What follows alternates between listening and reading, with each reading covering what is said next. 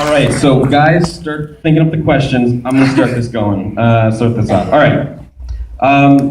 I love the script of this movie, and I just want to start there. I remember in high school watching when Red vs. Blue came out, and it's so exciting that you guys are moving to the live-action feature realm. But when did this idea occur? Like, when did you decide this was going to be the project, and this was going to be the first project, and how did it develop? The idea we actually came up with like a while ago, maybe like 5 years ago or something. And it was just like one of our brainstorming sessions, and it just happened to be really fruitful brainstorming session. We came up with like a ton of stuff that we're actually producing. It's kind of bigger stuff like this, and we have a series called Day 5 that's coming out next year that we're, it all came out of this one session. It was just like really cool.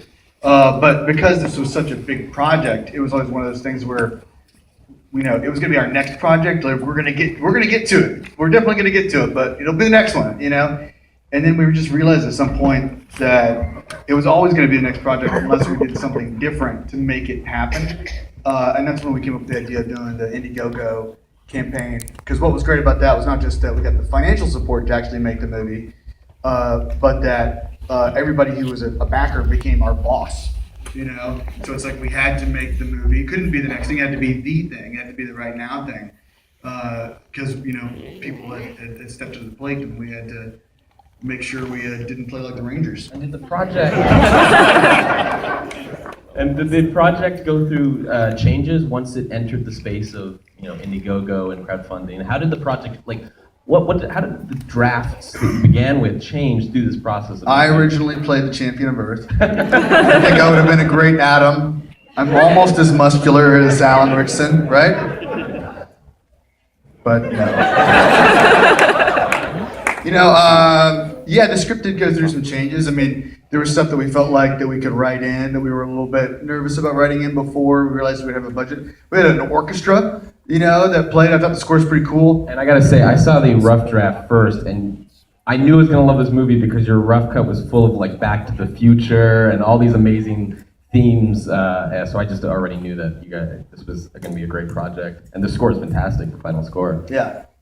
Could you speak to the design elements in the film too? Like, I love the design of the suit of power. I mean, definitely reminiscent of Portal. But could you speak to who designed the suit and how that process? And again, did it begin as something a different direction? Did it move into a new one as you develop the film? A little bit. I mean, we had a pretty clear vision overall for like the aesthetics of the film from the very beginning. We grew up watching kind of like, the mid-late 70s and early 80s sci-fi films, but also the comedy of that era.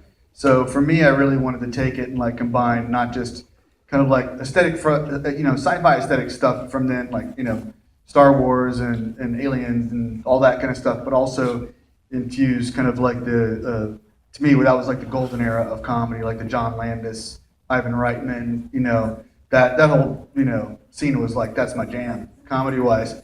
So that's kind of where we started, and then we're video game guys. It's kind of like just our in our nature. So we thought we'll modernize that feeling a little bit.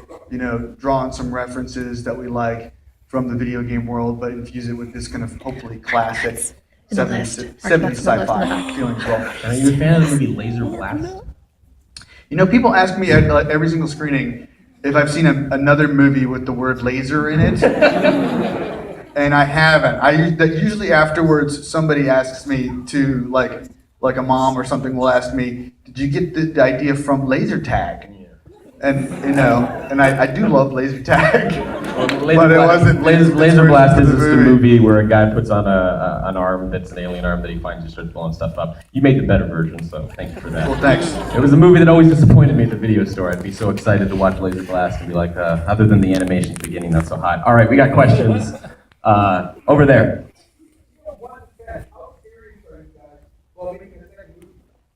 1 to 10, how serious? Well, that's not a question for me, that's a question for all of you. How serious are we about Laser Team 2?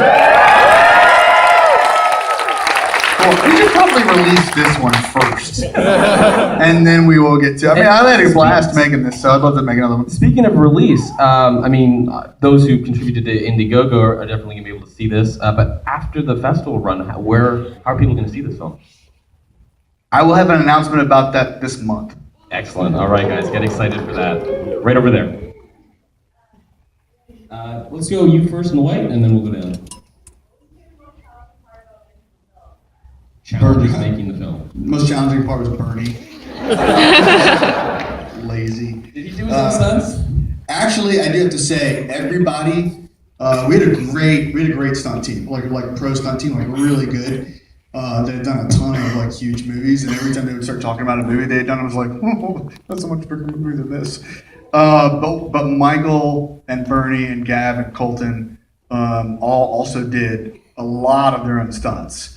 And there was one, like the biggest one for Bernie that he did. I don't know if you could tell just from look. Sometimes you can tell like what's a big stunt, what's not, like how it ends up in the film. But when he falls on the truck, that part in the like after the cabin blows up, he fell like 12 feet, like onto metal. It was like a serious stunt. We had to do all this prep work with the suspension of the truck to make it give just a certain amount so that he didn't like break his arm. And our stunt coordinator had this saying about doing stunts that I thought was really helpful, which was anybody can do it once. Wow. Right? You got to make sure you can get up and do it a second time. So that stunt with Bernie was the literal last thing we shot. But I wasn't sure we'd get it twice. Could have been a memorial that our Yeah. dedication at the end of this film. All right, right over there.